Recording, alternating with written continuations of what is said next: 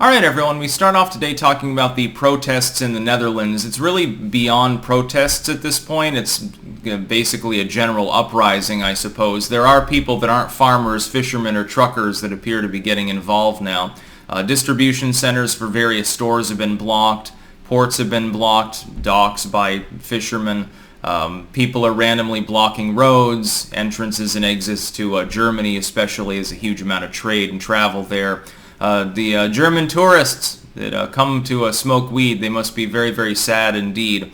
To be clear, I support the farm protests because when you look at what the Dutch government is actually proposing, it's asinine. It reminds me of back home in Vermont, where the state of Vermont's government has slowly ground down farmers for generations now, including in some cases, you've got somebody who has a piece of land, and their pappy used to farm it, and their grandpappy was farming it, and their great-grandpappy farmed it, going back sometimes to like the 17th century or something. And they're effectively priced out of their land because their land happens to be in a convenient location for subdevelopments. And that is what is happening in the Netherlands. To be clear, this is not about emissions. It's not about pollution. The meat is going to be raised regardless of whether it's raised in the Netherlands or Belgium or France or the UK or fucking China. The demand will not suddenly magically go away simply because the supply drops. This is an attempt by the Dutch government, and this is objective. This is definitely what the purpose is. It's not just the WEF climate change thing is a facade for all sorts of shitty policies across the world. It's impacting the United States too. The basic idea is to rob farmers of their livelihood in hopes that they will sell vast tracts of land that then, at least insofar as it's near inner city areas, can be used to build subdevelopments, and that brings in what? More tax money. Now, all of those buildings and roads and so forth, they're going to create more pollution, certainly more carbon dioxide, the boogeyman of the modern times, than the farm ever would. The fact is that the nitrate runoff from the farms is going to exist anyway, but it's NIMBYism. We've seen this in the United States. They don't want the factory in the U.S., but if it moves to China, because the demand is still there, the product still has to be created because of the materialistic society that exists. People around the developed world, they want their doodads and doohickeys. It'll just be in China, where it'll make even more pollution. But there are no pollution controls. There's a fixing of the books when it comes to emissions and heavy metals and certainly workers' safety and workers' rights. You know, when you have 12-year-old slaves with suicide nets outside of the Apple factory, you can just cook the books. No. There weren't 13 suicides this quarter. It was only one. And that person was crazy to begin with. The demand is still there. Ergo, the product will still be made. But it'll be a worse product. For the people of the Netherlands, you got to understand, if the government is successful at imposing this 30% reduction in livestock, firstly, you're going to end up with thousands of farmers priced out of business. And that allows them to gobble up the land at, above market value, and they'll put up more medium density housing, which is the entire basic goal, the premise of the Dutch government. We've seen this before. This happens in my home state of Vermont, back in the United States.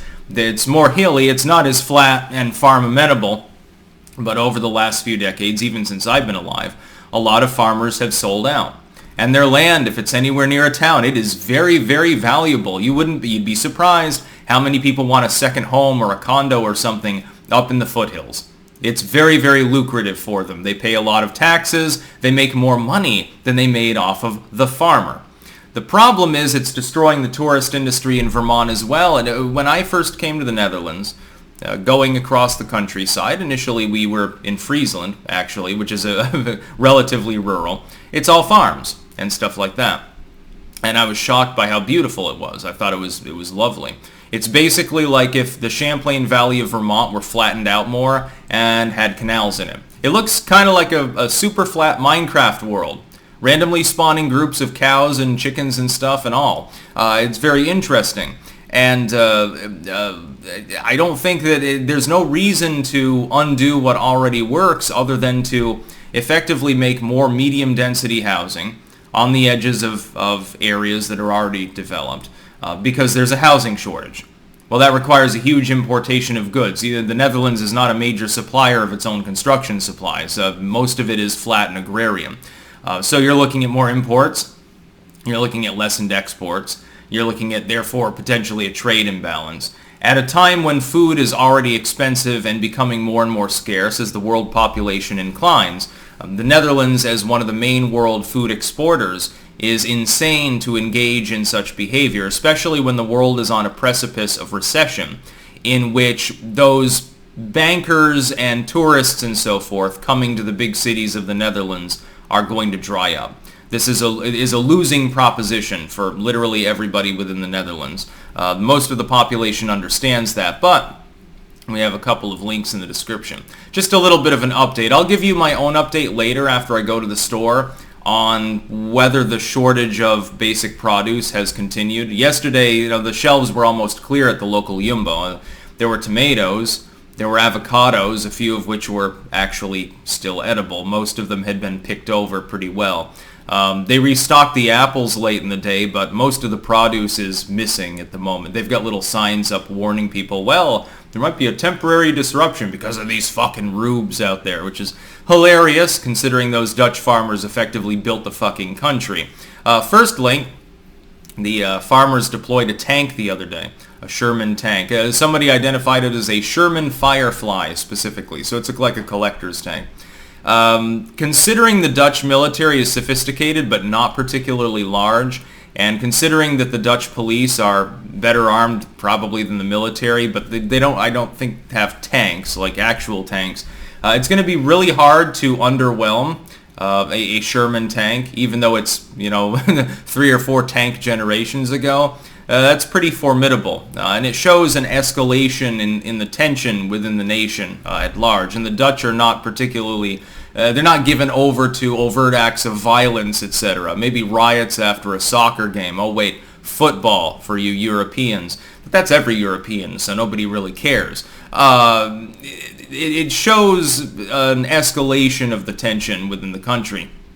And then the police, second link, were shooting at some of the protesters. Again, people, they might be blocking a road or something, but they haven't fired any shots. They're not even throwing bricks or firing manure at these cops, and they just randomly open fire on a tractor that's clearly moving in the other direction.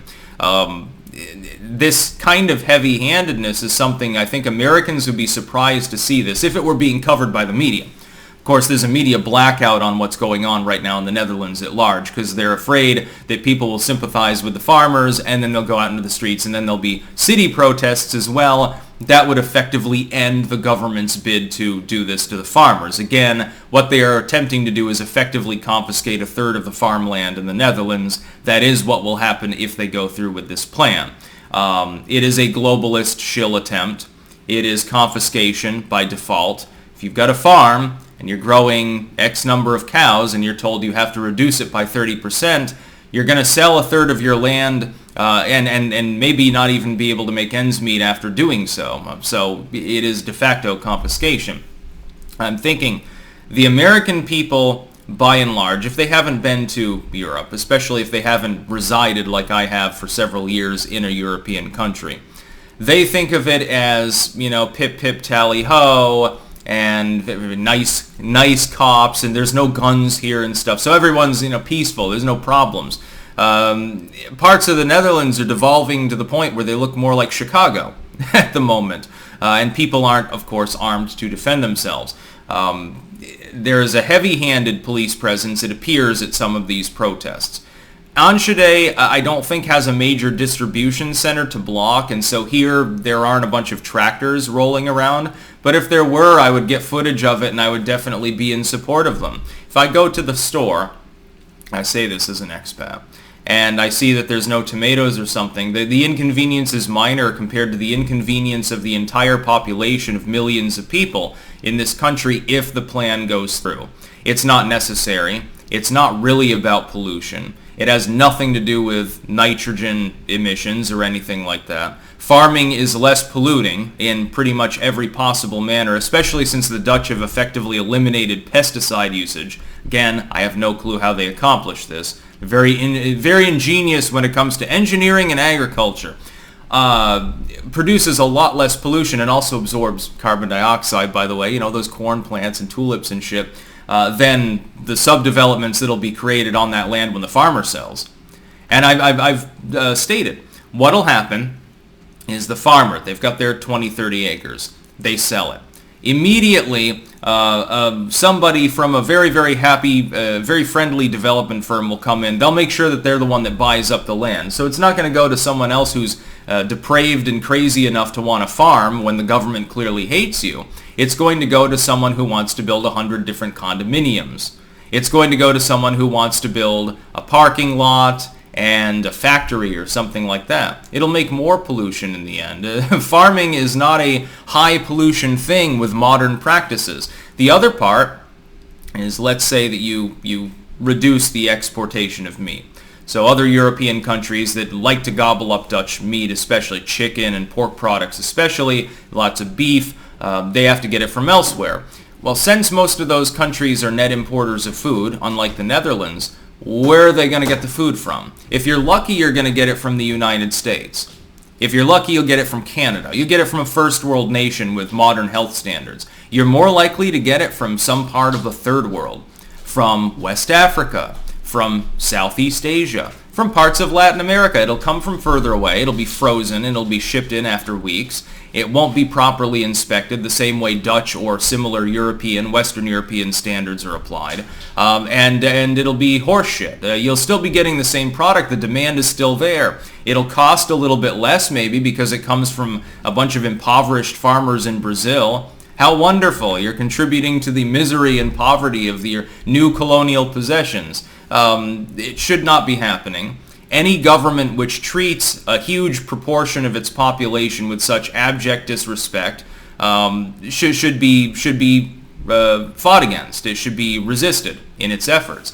Again, I'm familiar with this same kind of tactic. The green energy nuts in Vermont have been doing this since the 1990s. They've destroyed most of the family farms in my home state of Vermont. It's almost unrecognizable compared to how it was when I was a kid, and that's not that long ago. I'm not exactly elderly.